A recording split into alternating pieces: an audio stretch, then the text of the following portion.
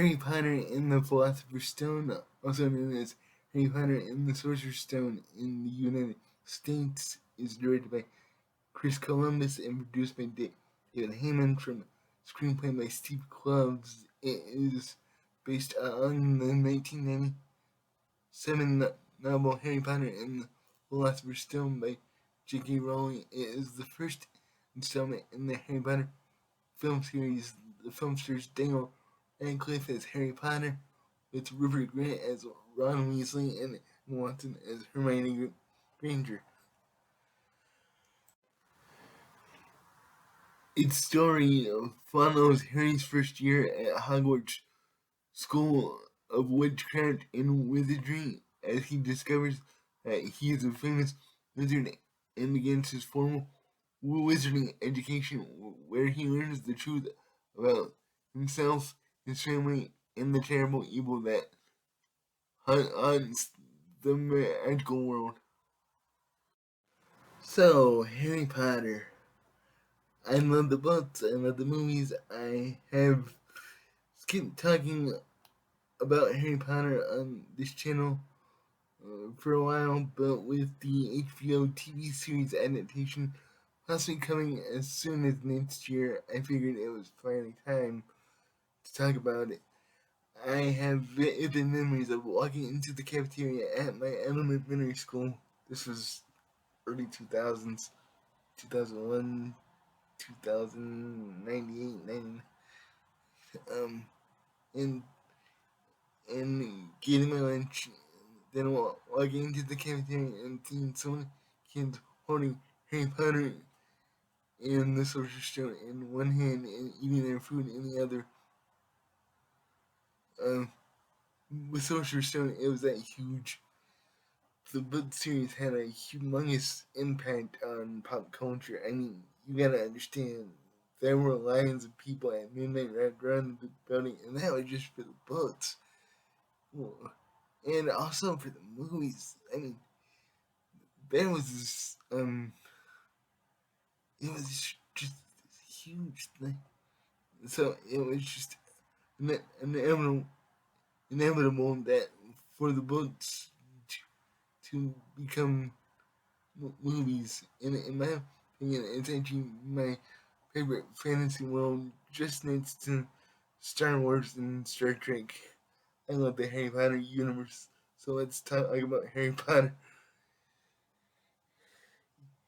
And the Sorcerer's Stone was directed by Chris Columbus, the man behind the first two Home Alone films, which are two of my favorite Christmas films as well. The score was composed beautifully by John Williams. He made an awesome theme that still today gets played at Wizarding World and Harry Potter in concert, which I've been to Harry Potter in concert. That was awesome. I think the one I went to was Chamber of Secrets way back in the day. Yep. So they cast Daniel Radcliffe as young Harry Potter. Now we have the privilege today of having seen all the Harry Potter films, and we know that was an excellent choice. But even in Sorcerer's Stone, this kid gave such a really good performance at such a young age. Rupert Grint as Ron Weasley and Emma Watson as Hermione Granger. These three characters and these three actors are one of the biggest reasons that these films are and were still so successful. But we'll get into that as we talk further down the line of movies.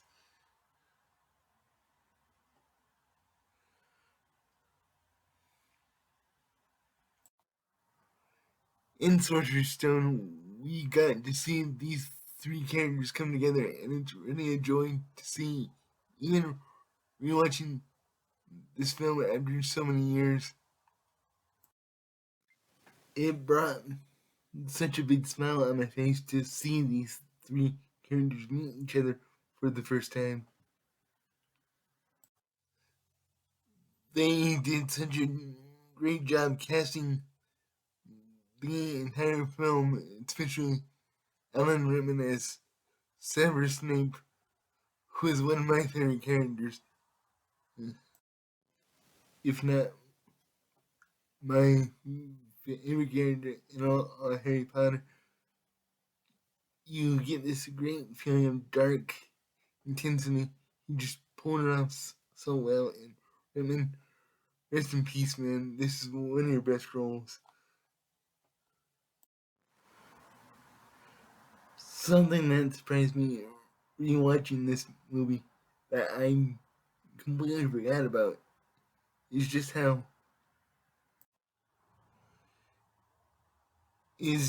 much of a slime ball Draco is. I completely how horrible this kid is. He is the worst of the worst, and you spend the entire series absolutely loathing this kid. But in the first two movies, actually in Sorcerer's Stone, this kid is such a little ass. I mean, you just want to take him and slap him upside the face. And on the flip side, Maggie Smith, the late great Maggie Smith, in this movie, you just want to talk to her, and you want to sit down, have a cup of tea, and you want her to tell you a story. Uh, she just has this voice, this aura around her that just welcomes you, and that's one of my favorite things about this first Harry Potter film, Hogwarts. It made me want to become a wizard. It made me want to study magic. I never told this story before, but I was obsessed with this magic show. I still am. Um, and that was because of Harry Potter.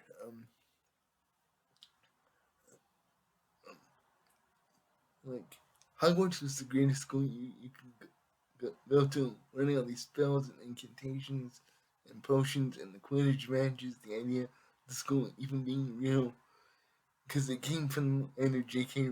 Rowling, and she created such an awesome universe.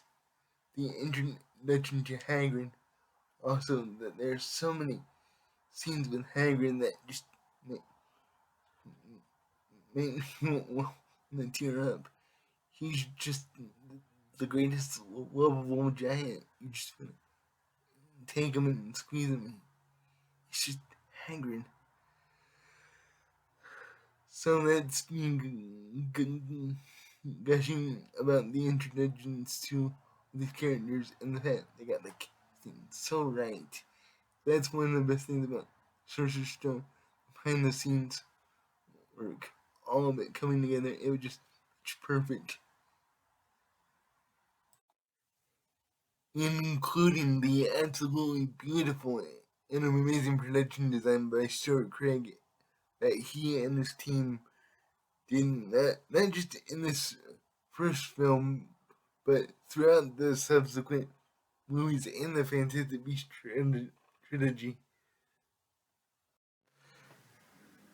There are issues with this movie, though. It's not a perfect movie. It feels like it's meandering a bit. This first movie is 2 hours and 32 minutes, and that's the version we saw in theaters, the theatrical version. There's an extended cut, which I'll talk about in a second, that's almost 3 hours. Um, um, so, and there are lots of parts of this film that I do feel like it's a setup movie. A lot of exposition, a lot of explaining. Like, here's this Harry, here's this Harry, here are these people Harry, here's this thing, here's where you need to do this, and I get it. There's obviously a ton of other books and a ton of other movies that happen in the first book too, like think it was Diagon Alley chapters or something. But anyway, and this movie is clearly the first chapter in a much larger overarching story. Obviously.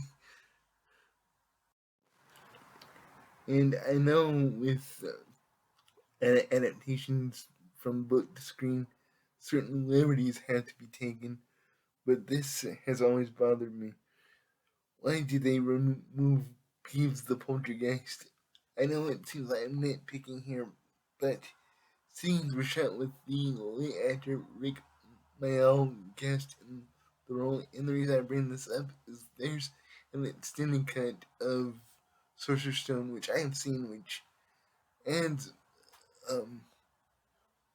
about 10 minutes of footage, deleted scenes back in. All most of the deleted scenes were restored. With the exception of Peeves the poltergeist scenes, which have been lost to time, which is a shame. And another weird thing is, Peeves is in the Harry Potter tie-in games.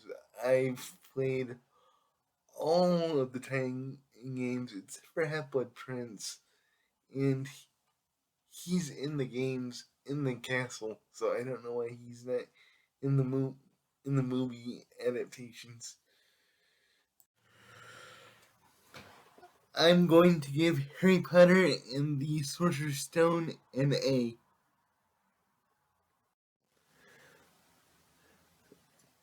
Guys, thank you so much for watching. As always, I cannot wait to keep talking Harry Potter with you guys.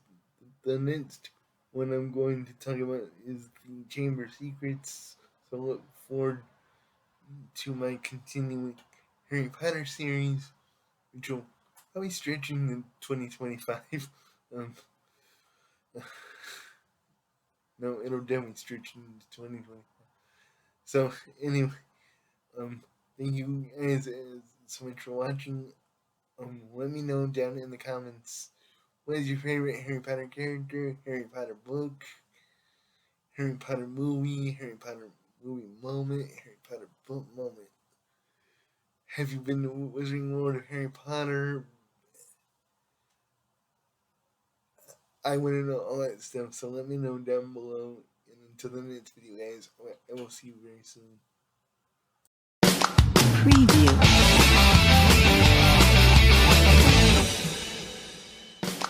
Preview.